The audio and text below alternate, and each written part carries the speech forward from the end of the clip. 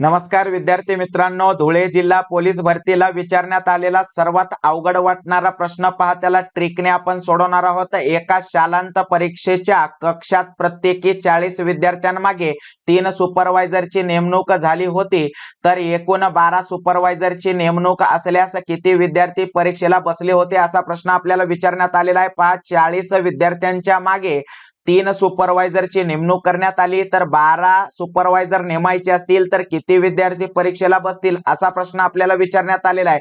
तर मित्रांनो पहा, 3च्या खाली आपण 12 लिहिलेले आहेत, याचाच अर्थ 3 ला 12 होण्यासाठी किती न गुणावं लागेल, 4 न गुणावं लागेल, तेव्हा आपल्याला 12 वेळ येतील। तर मित्रांनो पहा, त्याचप्रमाणे आपण काय करू, 40 ला पण 4 न गुणू, याचाच अर्थ 40 गुणिले 4 म्हणजेच उत्तर येणार 160, आणि हेच आपल्या दिलेल्या प्रश्नाचं उत्तर आहे। आपल्याला ते ऑप्शन क्रमांक डी मध्ये दिसत आहे। अशाच ट्रिक साठी आपल्या चॅनलला सबस्क्राइब करा। धन्यवाद।